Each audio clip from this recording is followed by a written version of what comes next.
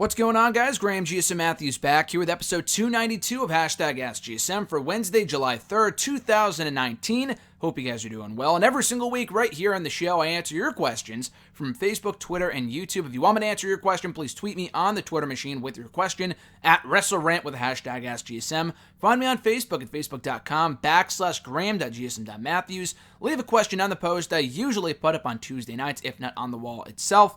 And last but certainly not least, drop your question down below in the comment section of this very video. I'll include it in next week's edition. So without further ado, let's get started here. Oh, and also I should mention this, as I've said the last couple of weeks, on WrestleRant Radio. So 2 weeks ago, we had my interview with the Women of Honor World Champion Kelly Klein from Ring of Honor. The very next week, we had my interview on WrestleRant Radio with the Ring of Honor World Television Champion, Shane Taylor, ahead of Best in the World last Friday. This week, we have another Ring of Honor wrestler on, Flip Gordon, the newest member of Villain Enterprises, talking his rise in Ring of Honor, his time in Northeast Wrestling, and so much more. So that interview will be up on WrestleRant Radio tomorrow. And as I mentioned last week here on the show, WrestleRant Radio is now available pretty much everywhere where podcasts are available to stream, download, whatever, on iTunes, Stitcher, Spotify, Google Play, TuneIn Radio, iHeartRadio.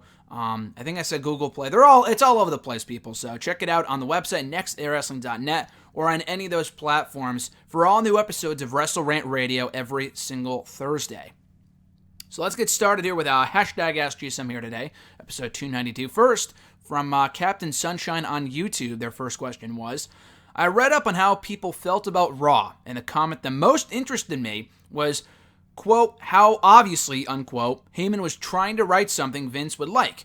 Lots of sassy clapbacks, wacky comedy, sexy shenanigans, big guys brawling, and a silly gimmick spot, etc.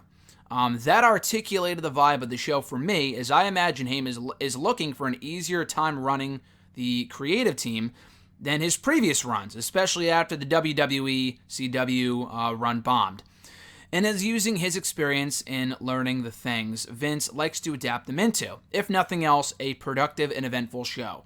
What did you make of Heyman's influence on Raw? I mean, it's hard to say. It is hard to say. I do absolutely 120% think that Heyman had a lot, if not 100% to do with that opening segment on Raw this week. That screamed Paul Heyman, because we have not seen anything like that on Raw in ages. Just the way that it was executed, the fact they kicked off with a match at all on Raw screamed Paul Heyman influence to me, because they've kicked off with a fucking Seth Rollins promo every week now for at least 3 or 4 months. So that to me felt like, okay, Heyman is definitely in charge tonight. How much influence he had over the entire show is really anyone's guess. I don't think there was a full, complete Heyman Raw. But I also don't want to be biased here. I don't want to say, oh, Heyman was, responsible for all the good parts of Raw, and all the shit show, all the shit stuff was all Vince. We have no clue. We have no way of knowing for sure what Heyman wrote and had control over and what he didn't. And what he wrote and then Vince, overrode. You know what I mean? Maybe it was Heyman's decision to get the Canellises on Raw. But then it was Vince's decision to do with them what they did. With the whole pregnant thing, which was, I don't care what anyone says, I thought that was trash. I thought it was fucking terrible. It was great to see Mike and Maria on Raw for a change. For probably the first time ever in a match. At least in Mike's case. Obviously, Maria's been on Raw before. Not since she came back a few years ago, though. But the way they used them was awful. I mean, it's not like they were really doing anything with them before. I mean, on 205 Live they were, yeah, but never on Raw. So he has the exposure, but the actual angle was questionable, to say the least. And some of the verbiage used in the promos from Maria was a little questionable, despite the fact that she is a great mic worker, great promo, whatever. So we have no idea. I did love the opening segment. I thought that was very well put together. I thought it was a great way to kick off the show. Piqued my interest in the first 20 minutes. It got people talking. I do think, now that I think about it in retrospect, I 100% think that the Street Profits botch was done on purpose. Because why else would they have that just random shot of the Street Profits backstage wearing their NXT Tag Team titles?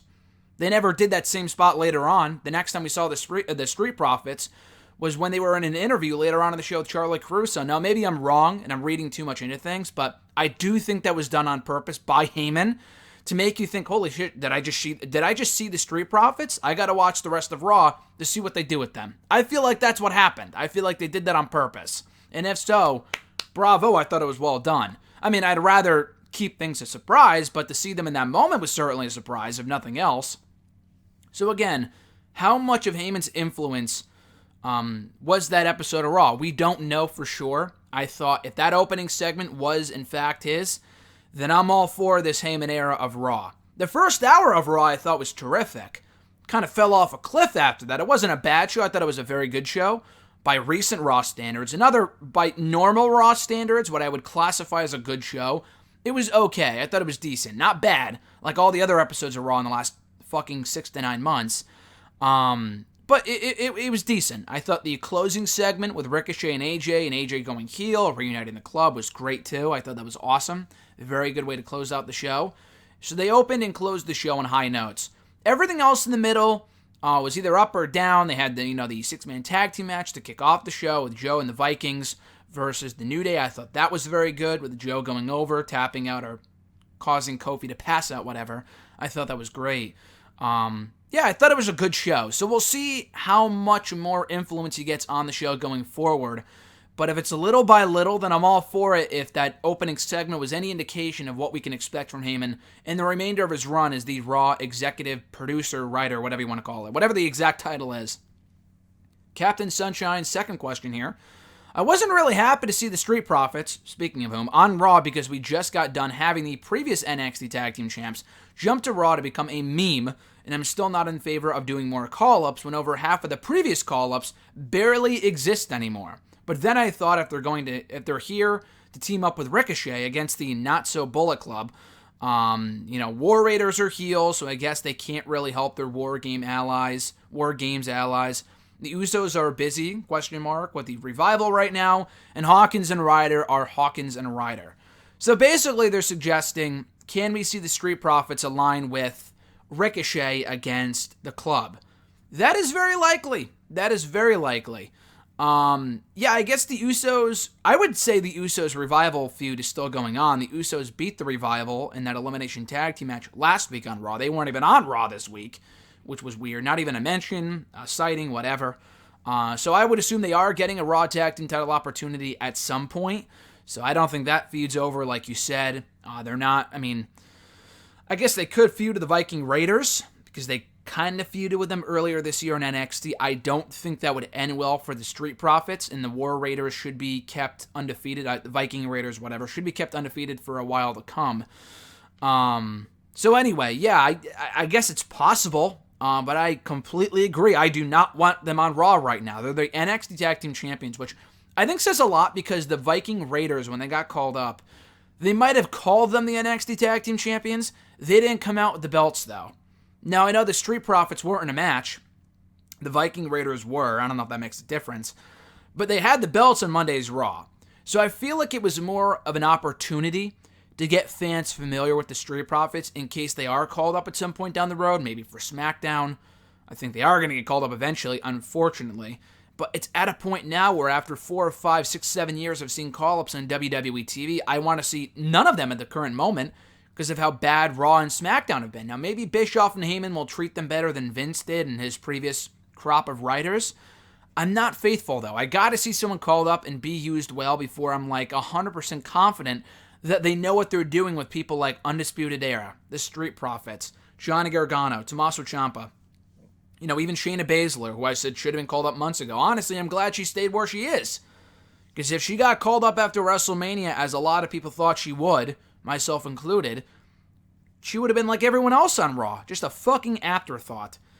Raw has 0 women's division. SmackDown's is not much better. But at least they're kind of doing something with Ember Moon and Mandy Rose and Sonya and Carmella. Raw has Lacey, Becky, and that's really about it. They have a lot of women on that show.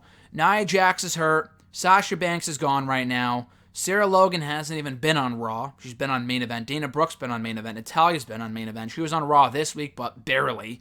They don't really have a very strong women's division. So I forgot what I'm getting at here. Oh, the call-up shit. So, with Shayna Baszler and whatnot. But to answer your original question, I guess that could work. But beyond that, though, what else do you do with the Street Profits? I mean, I guess they could go after the tag team titles and feud to the Revival. That could be interesting. Honestly, though, give them a real rundown in NXT before you take the titles off them. I would keep them down in NXT for the foreseeable future. They just won the fucking tag titles. The Viking Raiders at least had a 3-month run as champions before they got called up. And even then, I would say it was too soon to call them up, because they still had more matches to have in NXT before being called up. The Street Profits have many more matches to have with the Undisputed Era. They can feud with, Lorcan and Birch. That was teased last week on NXT. So, again, I'm not a fan of calling them up right now, but that is one idea if that's what they decide to do. Their third question, just to say it, since the chair shot stuff stole all the thunder away from the Darby Allin match, I don't think it's a stretch to say Cody is doing the best work of his career in AEW so far. Between the Aldis match at All In, the Dustin match at Double or Nothing, and now Saturday against Darby Allin, the guy's working long, purposeful, well-constructed matches that modernize the classic pro wrestling stories for a new generation. He's, quote-unquote, WWE enough to get the upside of their presentation and pacing, Rhodes enough to appreciate a kind of wrestling pathos WWE doesn't, and friends enough with Omega and the Young Bucks to know what current independent audiences want. Is Cody a good leader for AEW? 100%. Not just from like an in-ring standpoint, like, okay, the guy's a great worker and that's why he should lead AEW. Absolutely not. I mean, I think that plays a factor. But like, Cody from a business standpoint knows what he's doing. Like, he took a big chance on himself after he left WWE 3 years ago. And not every Cody match I've seen has been amazing.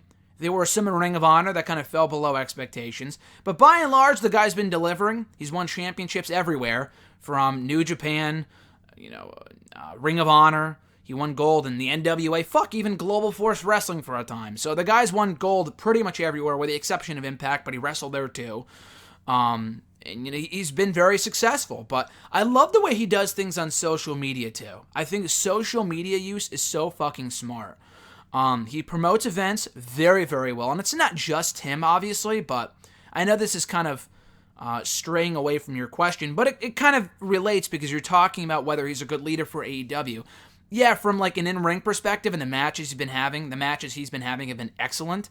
But again, from like a business standpoint, you watch a social media activity, how he promotes things. He's like, how he promotes things. How he has like things coming up in like 30 minutes. How he makes announcements.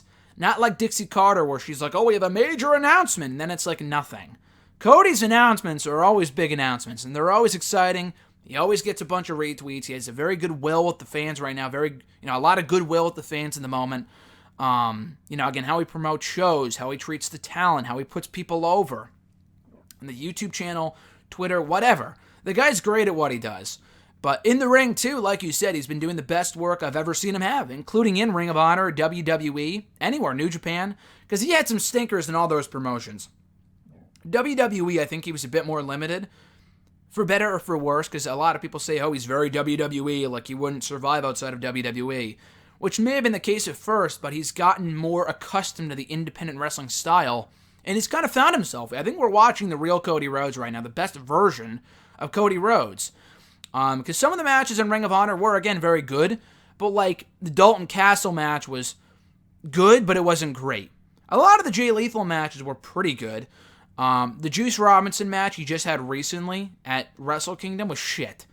And I think he relied a little too much on the smoke and mirrors, no pun intended, but like, I'm showboating. And it's entertaining, but it doesn't make for a great wrestling match. And we haven't seen that so far in AEW. He didn't do that in the Dustin Rhodes match. He didn't really do it at All In, and he definitely did not do it on Saturday against Darby Allin. I liked all three of those matches, for the record. I actually talked to Nick Aldis the other day. We have an interview going up on Daily DDT either Friday or Saturday. I got to transcribe the interview, and it's a long interview. It's almost an hour long. So it's going to be up at some point, but he spoke very highly of Cody and that match that he had it All In, and I can't wait for you guys to read the interview and hear it on Wrestle Rant Radio at some point in the near future. He talks a lot about AEW and Cody Rhodes and that match at All In and how great it was, and I completely agree. It was a great match. Probably the best Cody and, maybe not the best Cody match. I think the best Cody match was the Dustin Rhodes match at Double or Nothing. Maybe his second best, because it was quite good. But, I think Cody's an excellent leader for AEW, and so far he has steered them in the right direction. At Iwagu91 from Twitter, their question was, and you sent in 3 other questions. You already asked me last week, so I'm not going to answer them again here. You asked me about Marty Scurll going to AEW. I think you might have sent them again by accident, because I answered all those last week, with the exception of this one. Your question was, does Braun Strowman and Bobby Lashley destroying the set of Raw last night remind you of when Rhino gored Jericho through the original SmackDown set? Yeah, it does. I mean, this one had more pyrotechnics and over-the-top, aspects about it, but I thought it was still, very reminiscent. That wasn't the first thing I thought of, honestly. I completely forgot about that until you mentioned it here. But it is very reminiscent of that time when Rhino speared Jericho, speared, gored, I guess he gets scored, gored Jericho through the original SmackDown set. And they've done that spot a lot. They did that spot a number of years back at Extreme Rules with John Cena and Ryback and a few other people. And it's always a cool spot. I think the Rhino one kind of stands out in people's minds because, A, it was like one of the first times, if not the first time, they've ever done anything like that. And it just came off great. And I love, again, because we don't see that often, that's why I thought it packed the punch that it did on Monday, because it's a very rare thing that we see stuff like that happen at the beginning of Raw, or on a Raw really at all. So yeah, it was very reminiscent of that moment. At Jeremy8911, his first question was, thoughts on it looking like Kevin Owens is turning face again? I guess we'll see. It certainly looks like they're going in that direction. Now, you sent that question in halfway through SmackDown last night, and that was after he kind of talked down to Shane and Drew and then got into it with Dolph. And then at the end of the show, after you sent in that question, he turned on Dolph by stunning him after the show, or after their match, after they lost to Heavy Machinery, and Dolph kind of inadvertently cost them the match. I would rather KO go face again than Dolph. Dolph is so incredibly boring as a babyface. Now, here's the thing. I really wanted Kevin Owens to go back to being a heel a few months ago, because they had no plans for him as a babyface. I think him as a babyface could work. I said that months ago. I said that when he first came back. But then after it became clear they weren't going to do anything with him, and they just brought him back as a face for the sake of bringing him back as a face, because they didn't have any rivals for Daniel Bryan at that point, then I'm like, okay, just turn the guy back into a heel. Kofi needs opponents. They could work well together. Just turn him back into a heel. Just turn him back into a heel. I think that's obviously the role that he works best in. But he can be a good babyface, I think, if they book it the right way. Don't just turn him babyface without giving him something to do. Now, a Dolph feud for right now is good, but they've had a million matches before. How many more times can we see Kevin Owens and fucking Dolph Ziggler? After that, what do? Do you do KO and Randy Orton? I think that could be really interesting. Can you go back to Kevin Owens and Daniel Bryan when Daniel Bryan's out of the tag team ranks? Possibly. Lars Sullivan is out right now, so you can't really do that. Maybe him and Samoa Joe, if Samoa Joe ends up staying on SmackDown, I don't know. But again, I don't care if he's face, tweener, heel, whatever. Just give the guy something to do. He's been booked like a loser since he came back in March. It looked like he was getting that WWE title opportunity, and he did at Fastlane, and it ended up being a 3-way with Ali. And he didn't even get pinned. And he wasn't at WrestleMania at all in any capacity. So I think it would absolutely be for the better to maybe give him something to do by turning him face, feuding with Dolph. Again, beyond that, what do you do with him? I don't know. But hey, it's better than nothing, and at least he's doing something, because for the last 2 months, he's been jobbed out to the fucking New Day and Kofi Kingston every single week. So hopefully this gives him something to do for the foreseeable future. Jeremy's second question, thoughts on Gallows and Anderson apparently agreeing to re-sign with WWE. I would certainly expect that to be the case, just based off how they've been used recently. Now, my initial speculation was, and this is very possible, could still be possible, I don't think it's been revealed, like, officially that they've re-signed. I think it's all speculation. I don't know if Meltzer said that, or if someone was just speculating that, or it was a rumor. I don't remember. I remember seeing it on social media the other day, and I can very much believe it, not to say that it's bullshit, but, like, I expected that with this recent usage of Gallows and Anderson, they've been doing nothing with these guys. I mean, really since they started in the company 3 years ago, but definitely recently. They got brought to Raw, have done nothing on that show until, 2 or 3 weeks ago. Even on SmackDown, they did nothing. They were never on the show. So all of a sudden, they want to reunite him with AJ Styles. I found that to be questionable, so I'm thinking, okay, either they've already re-signed, and again, who are we to say, they should have left? Like, they're the ones making the money. Carl Anderson is the one with the family. I don't know what's going through Gallows' head. Maybe Gallows realizes, okay, if Anderson's staying, I probably have to stay too. because I can't go back on my own. I think Gallows, he's been a tag team guy for 5, 6, 7 years now.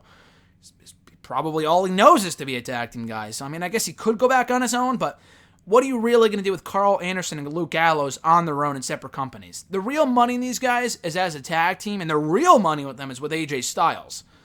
So, yeah, that being said, maybe Gallows thought, okay, Carl's staying, he has a family, he doesn't want to go back to Japan, I might as well stay too. Who knows? I mean, I thought they would have been a great fit for AEW, which is honest. I can forget about the Japan thing. That's why I thought they were going back to AEW, or going to AEW, because they're good friends with the Young Bucks and whatnot, and they would have been used great there. AEW so far is a great tag team division, but I guess not. Maybe they're just going to make more money in WWE. They want to work with AJ. Who knows? So I thought it was weird that people I made a comment last week on Twitter about how, why would Jinder and Mojo Rawley resign?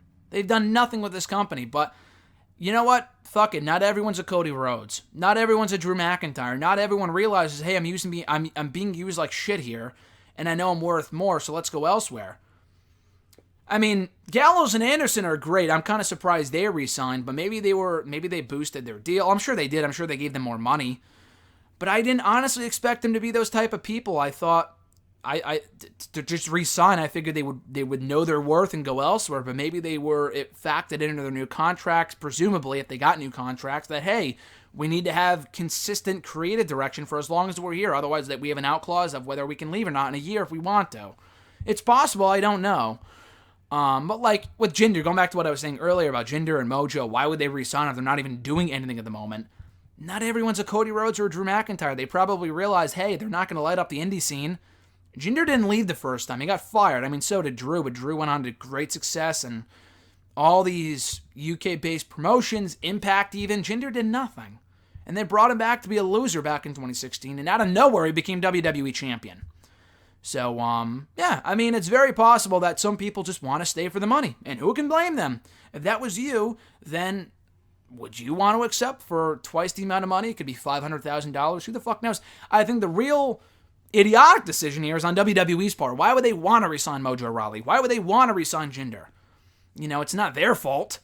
It's not, Mojo and Jinder's fault for accepting because they know they want to make more money. Hey, they're probably never going to see that amount of money ever again in their lives, so why not accept?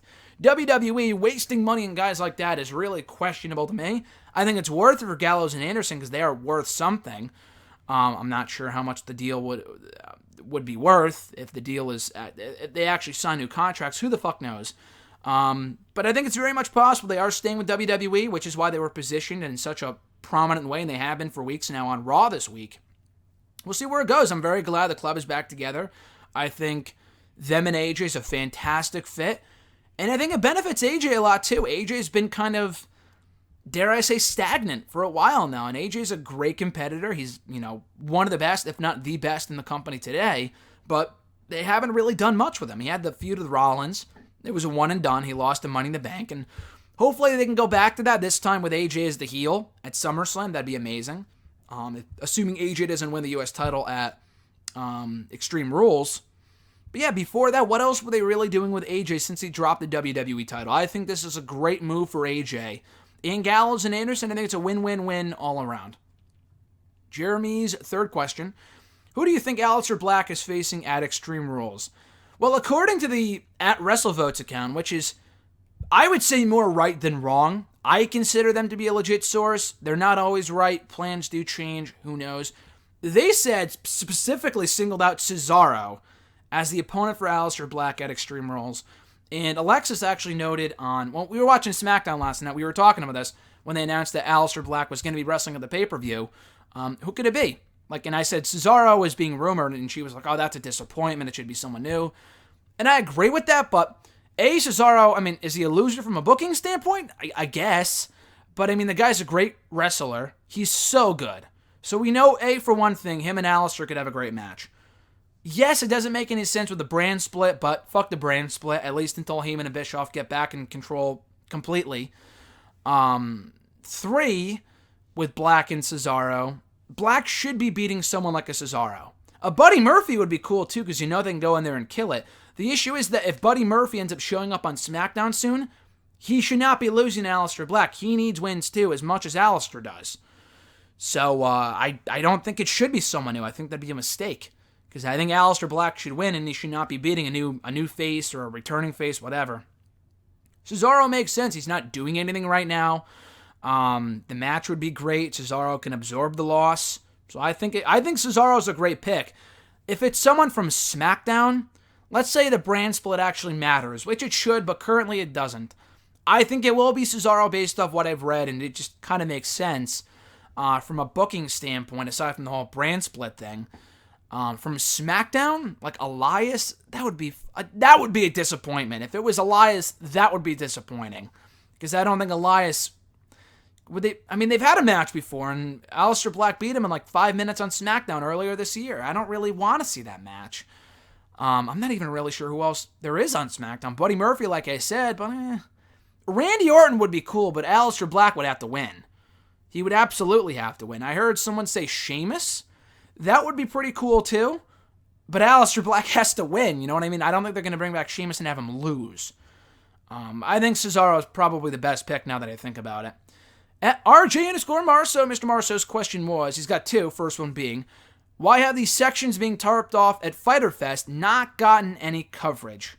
They did from someone that was there. Someone tweeted about it, and it got a bunch of, Twitter attention, I guess. None from any news websites, as far as what I saw. No websites. For all the websites covering WWE's lack of attendance and, SmackDown didn't sell out and they tarped off this side and Stomping Grounds and Raw and their house show attendance sucks. I saw no coverage of the Fyter Fest thing. No coverage. I don't know if they ever claimed it was a sellout. I don't remember. I know Fight for the Fallen certainly is not sold out. But let's be fair here, people. I'm a WWE guy as much as I am an AEW guy. Probably WWE more just because I've been a fan of them longer. I think a lot of people would agree with that. But come on, we got to be fair here. I thought Fyter Fest was a great show. I honestly think was more kind of that show than a lot of other people were. I was thoroughly entertained by Fyter Fest. But we can't shit on WWE for having a poopy attendance. Fyter Fest didn't have bad attendance. But if they're going to tarp off sections of the crowd the same way that Fight for the Fallen did, or rather Stomping Grounds did, with WWE did with that pay-per-view, we got to give AEW the same shit. So you can't play double standards here with these guys, with AEW and WWE. If you give WWE shit for that type of stuff, and maybe WWE's was way worse because it's a pay-per-view, and Fyter Fest is a pay-per-view too, but they're just getting started, and it's a smaller show, and Stomping Grounds, come on. Do you really have to tarp off half of the building? Probably not for a pay-per-view. That's pretty bad. But, still, maybe worse in WWE's case, but hey, it doesn't matter. Does not matter. You still got to give the same attention to WWE or to AEW as you do WWE with that type of stuff, at least in my opinion. RJ's second question, is All Out already shaping up to be the show of the year? He also threw in a hashtag for the Lucha Bros, which I agree. I fucking love the Lucha Bros. I'm surprised they never had him team in Lucha Underground. I don't even know if they had a one-on-one match in Lucha. I think they might have, maybe earlier on, they might have. I feel like I've seen a match between them before, like the first season of Lucha. Anyway, I guess, any match, any show could be shaping up to be the show of the year. To me, it's all about the execution. Because everyone said that same thing about, okay, actually it's the exact opposite. No one really said that about TakeOver New York. People were like, oh, the build isn't really there. It's not a great built event. Ended up being one of, or if not the greatest wrestling show I've ever been in attendance for. And that's just my personal opinion. But anyway, I do think that just because it looks good on paper doesn't necessarily mean it will be that good. Or just because a show looks bad on paper doesn't mean it's going to be that bad. Stomping Grounds, I thought was a great show for the first half. And no one gave two shits about that pay-per-view going in. So, I'm also one to judge a card based on how it looks on paper. I do that all the time, but based off what we've seen so far this year with shows like the ones I mentioned, that's not always a great indication. So far for All Out, what do we have? We have Jericho and Paige to crown the first ever AEW World Champion. And by the way, my neighbor is like fucking using a chainsaw outside or something like that. So if you hear like a fucking buzzing noise, that's what it is. I apologize if you can hear that, but I have the window closed, but I could still hear from here. Anyway, so they have Jericho and Paige for the AEW World Title. Jon Moxley and Kenny Omega. Let me double check. Let's wiki this right now. Let's see. All Out 2019. I think those are the only two matches announced. AEW All Out. Let's see. Yeah, those are the only those are the only 2 matches announced. No, it's not shaping up to be the show of the year based off those 2 matches. I mean, come on. Come on. I don't agree with that at all. I mean, I guess I'm not saying it won't be. I'm not saying it won't be a great show, but come on. I mean, there's been a lot of great shows this year so far. I would say specifically from New Japan and NXT. It's going to be hard. Even Double or Nothing. Even Double or Nothing was a great show. Fyter Fest was a great show, not nearly as good as Double or Nothing. And even that I thought was not as great as people thought it was. So I think it's a little premature to say this is going to be the show of the year based off of 2 matches. Because we have no idea how good Jericho and Page is going to be. Because Jericho and Omega, too, was very good. I wouldn't call it like an amazing match by any means. It was just a very good match. So I don't know if Jericho and Page will be great. Moxley and Omega could be a letdown. Who knows? So I'm not going to say it's going to be the show of the year or it's shaping up to be based off what we have so far. Because what else are they? I mean, I guess they could put in Cody and Shawn Spears. I think that's a great match. I don't know what else. I guess they're going to be revealing the women's title, but what are they going to do for the women, though, match-wise? I don't know. Maybe, I don't know, Nyla Rose and Awesome Kong? I guess. I don't know. I can't even say it's going to be the show of the year based off of 2 matches, so it's a little premature, in my opinion, to be saying that type of stuff. But hey, I think it will be a great show either way. At Reborn Again from Twitter, his first question was, so Heyman's Raw, is it a step in the right direction or more of the same? A bit of both. Like I said, I can't really judge his first Raw. I don't know do we know for a fact, like I said earlier, how much of this Raw he actually had control over? I would say absolutely the opening segment. Everything else is up for grabs. I really have no clue. I do think it's a step in the right direction 100%. If you thought that show, and this is just my opinion, if you thought that show was as bad as it has been in recent weeks, I don't know what show you were watching. I mean, it had some really good elements on there. The whole show wasn't great. I'm not going to sit here and say, oh, best Raw of all time. The first hour was great. Fell off a cliff after that. Had some things on the show I didn't particularly care for. Absolutely one of the better Raws in the last 6 months, 100%. If only from the opening and closing segments, because they were that strong. So it is a step in the right direction. Not a major step. Baby steps. I do think it was more of the same in some respects, but it was absolutely a step in the right direction based off what happened on the show. At least in the opening and closing segments, and some stuff in between. John's second question here. I know you and Alexis went to Ring of Honor Best in the World. First, how was the show? Second, was the crowd as small as it came across on pay-per-view? And in picks from fans. And third, what do you think about the current state of Ring of Honor? So to clear something up here, we're not at Best in the World. I posted a picture of us watching the show on Friday. I may have made that unclear, unfortunately, so I apologize if you thought otherwise, but we were not actually at the show. I've never been to Baltimore for a wrestling show before. I've been to Baltimore before, never for a wrestling show, maybe at some point. We did not go to the show. We did watch the show together on Friday night, so I can't say how big the crowd was. I can't really answer your second part of your question. I did think the show was very good watching from home.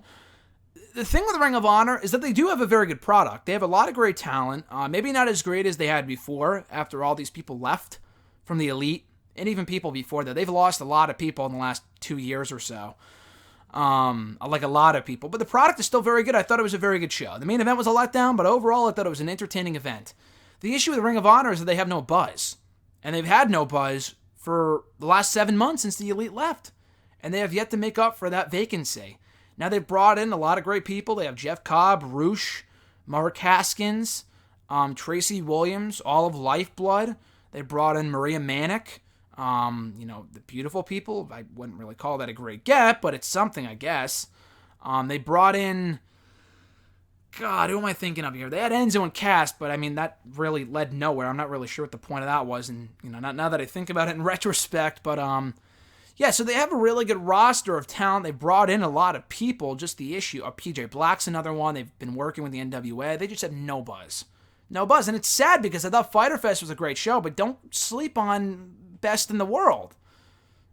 People were saying, most people didn't even know it was on Friday night. All focus was on Fyter Fest, and that's great, but I don't know. I thought Best in the World deserved a bit more attention. I thought it was a very good show. I thoroughly enjoyed myself watching the show. Again, with the exception of the main event, I thought that was a bit disappointing, but overall, I enjoyed the show.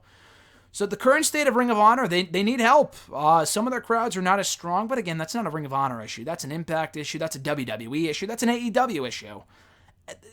It's not entirely fair to focus solely on attendance as their biggest problem right now when almost every company is dealing with that these days. So that's not their biggest problem. They just need to build more stars. Because what stars do they really have? Again, they have Roosh. I think he's a star on the rise. Dalton Castle, I think, peaked a few years ago. Jay Lethal is awesome. I just think he might be out. I mean, I think he signed for a few years back, maybe last year or the year before. But he's like their only real top star that they have. Matt Taven's great, but he's not like lighting the world on fire as Ring of Honor World Champion. And Jeff Cobb, his time could have been on Friday if they put the belt on him, but they didn't. So they need to build up their more talent, and they have before. Just the issue is that WWE and AEW take everybody, or go off and form their own promotion. Like, they built a lot of stars. They made Adam Cole. I don't know if they made Seth Rollins, but they played a part in it. They made Kevin Owens. They made Sami Zayn. They made a lot of talent. They made a lot of people. Donovan Dijak, to give him his first shot. You know, a lot of people. More people than you would think, I would say. But they always leave because they go on to bigger and better things. They haven't really been able to replenish the pot, though. I think that's the problem. So hopefully they can fix that and get back on the right track. But the shows are good. I enjoy the product. I think it's a very good product. They just need more buzz. That's all. His third question, what is an older WWE pay-per-view and WCW pay-per-view you can go back and watch and never get bored of? I don't have that for a WCW pay-per-view. I've seen very little WCW. The only WCW pay-per-views I've really watched are the ones I've reviewed for WrestleRant. And all of those are like 80s pay-per-views. Like, I just talked about Halloween Havoc 1989 the other day. That's going to be going up on Friday on WrestleRant, on the channel, here on the channel. Like, I wouldn't say I'd go back and watch any of those. For WWE pay-per-views, an older one, like, how old are we talking here? Because, you know, from the time that I've been a fan, there's a bunch. Obviously, Money in the Bank, 2011, I try to watch at least once a year, or at least parts of it. I think that's an amazing show. Money in the Bank, 2011. I just got done about a month ago watching Extreme Rules 2009. A lot of it is nostalgia for me, not just because all they're great shows, but like I remember where I was and the fan that I was at that point. I was 14 when I watched that pay-per-view, Extreme Rules 2009. So I like going back and watching and reliving that stuff, and I thought it was a good show. The Royal Rumble shows, Royal Rumble 2010, I thought was a great pay-per-view. I love going back and watching that show. 2008, there's not many. SummerSlam, I thought was a great show. I like going back and watching that. I've done that a number of times over the last 5 or so years since the network debuted. What else? The older pay-per-views, the one-night stand shows are great. These are all shows, like you said, I never get bored of. I haven't seen the one-night stand shows many, many times, but every time I have, they're always enjoyable. WrestleMania 21 I very much liked. I feel like there was another one from 2005. I mean, I love the Batista Triple H Vengeance Hell in a Cell match, but that's not the pay-per-view. I've seen the pay-per-view once or twice, but I only really watched that Hell in a Cell match. WrestleMania 17 to an extent. Oh, Survivor Series 2002, 100% is a show I go back and watch on the anniversary almost every year, and I have now for a few years. I love that show. I love Survivor Series, always by Saliva. That's a hell of a show. So that's probably my answer. Before that, there aren't really many pay-per-views from like the 90s I go back and watch. But like the older shows, absolutely 120%. Survivor Series 2002, one of my favorite pay-per-views ever. And that's a show I wasn't even a fan for, so that's saying something. At the beautiful, one and only, amazing Lex DiGiacomo from the Twitter machine, her question was, do you think the PG era of WWE is taking a toll on the entertainment? Did you think the added swearing, middle finger, and edgy feel of both shows this week did them some good? I love you, and she also threw in a bunch of emojis. We're actually celebrating 1 year this weekend, so happy anniversary to Alexis, and many more to come. But to answer her question, I'll get the cute shit out of the way here, I guess.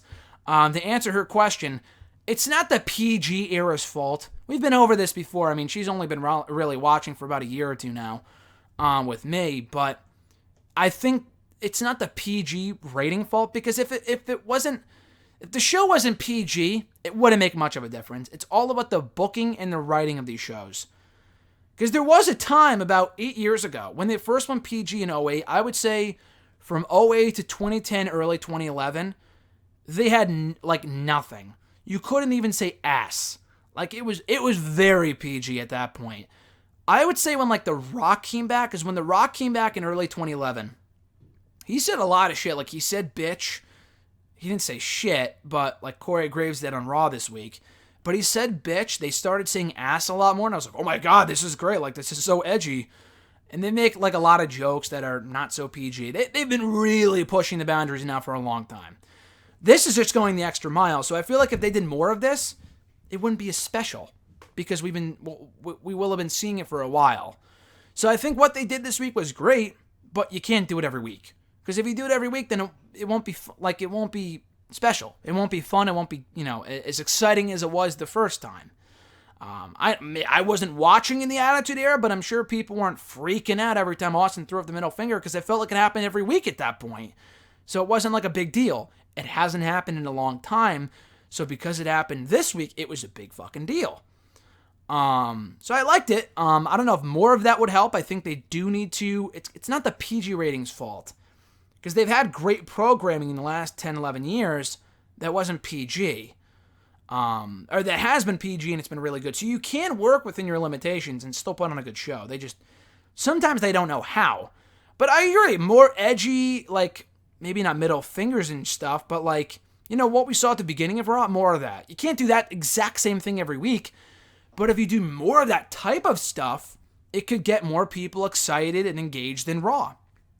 Because otherwise, it's just, the same formulaic shit week after week after week. So yeah, what could do them some good? Escaping that formulaic nature of these shows and doing stuff that we have not seen either in a long time or stuff we've never seen before. Why not innovate? Instead of recycle, just innovate. That's, what a concept. That's an idea. At Scarlet One, their question was, best and worst of AEW Fyter Fest.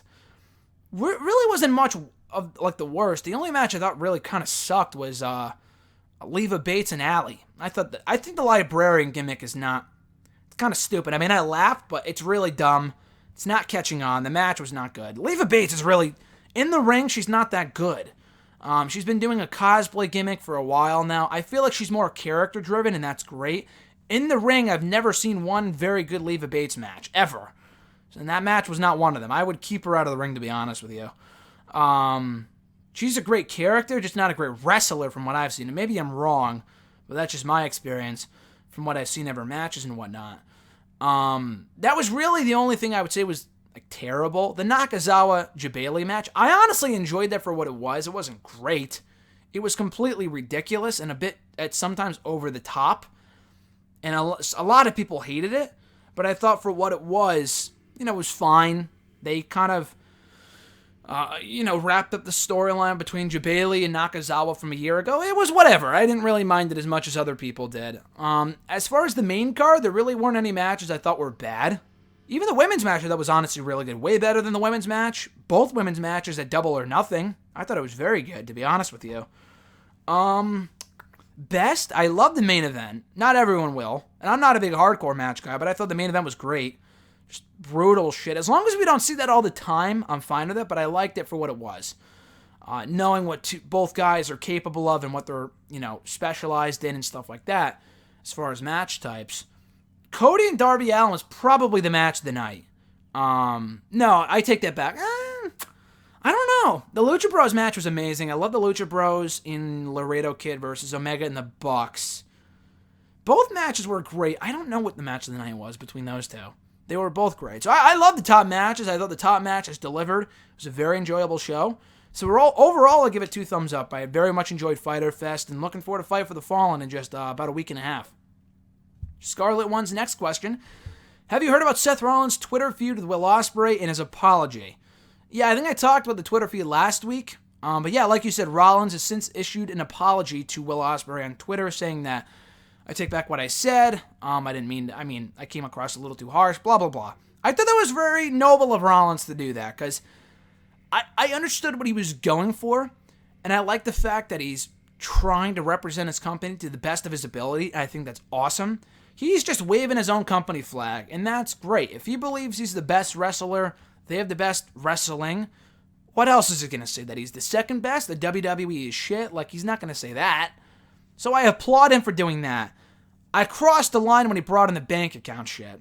I thought that was a little too far. And he apologized for that specifically on Twitter to Will Ospreay. Will Ospreay responded. I thought Ospreay came across great in the whole feud because he never really crossed the line the same way that Rollins did.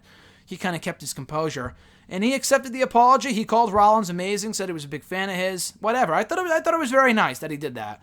So I'm glad he apologized, and hopefully this whole Twitter nonsense is over with. Wrestling Twitter blew up last week. Not just over that, but with like the Kenny Omega stuff. Cody Hall got some shit, I think from like Joey Janela. There was a lot of shit going on last week on Wrestling Twitter. So hopefully that's the end of it for a while. Their next question. Have you heard about WWE's plan to air Evolve's 10th anniversary show, which coincidentally, I don't know why I couldn't pronounce that word for a second, coincidentally lands on the same date as AEW Fight for the Fallen. Obviously they did that on purpose, because only now are they airing Evolve shows? Give me a fucking break. Like, they've had Evolve in their back pocket for at least 4 years now, and all of a sudden they want to air their show? Give me a fucking break. That being said, it's not a big deal. It's not a big deal. Fight for the Fallen is a free show. Evolve is a free show. If you're watching it on the network, it's a free show. You can watch Fight for the Fallen. Evolve, that show, it airs like an hour later, I think. Just watch it on demand. It's not a big deal. It's not like, oh, which one am I going to watch? It's the Saturday Night Wars. Like, it's fucking Evolve, people. It should be a great show, don't get me wrong, but what I know I'm going to do, Fight for the Fallen is live. The Evolve show is live, but the Evolve show I can just watch later. It's not that big of a deal. So I'm just going to watch that either later on in the night or the next day, and I'll watch Fight for the Fallen live. It's really not that big of a deal. Kenny Omega getting all up in arms about it, I thought was just stupid. It's disgusting they're running a show opposite of our charity event. Give me a fucking break. Who cares? Obviously, they're doing that on purpose. They're finding ways to mess with AEW. I don't think that's great. I'm not condoning their actions, but it's fucking Evolve, people. It's not like it's a takeover or it's a WWE pay-per-view. It's Evolve. Who cares?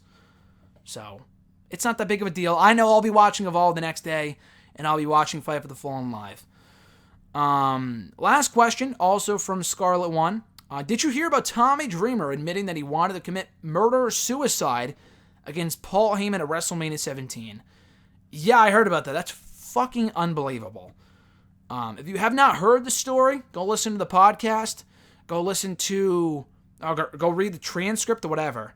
It's unbelievable how he was like, I was so depressed that I was thinking about, rushing the ring at WrestleMania 17, killing Paul Heyman, and then killing myself. I know Dreamer was not a big Paul Heyman fan back in the day. I had no idea that he wanted to literally kill the guy. And he was completely serious about this too. That was an insane story. And how mental health is very important, so I'm glad he shared the story. I mean, it's been so long, it's not like Dreamer's a threat or anything like that anymore. It's Tommy Dreamer. One of the nicest, if not the nicest wrestler I've ever met, ever. But yeah, it's a crazy story. Again, go out and check it out if you haven't already heard it, but I was blown away when I read that. And I was like, holy shit, that is some serious stuff. So, mental health is very important, to say the least. And that's going to do it, guys, for episode 292 of #AskGSM here today. Thank you guys, as always, for checking out the show. Very much appreciate it. Be sure to like the video, drop a comment, share the video, and subscribe to the channel for more content. Be sure to send in your questions by tweeting me on the Twitter machine at WrestleRant with the #AskGSM.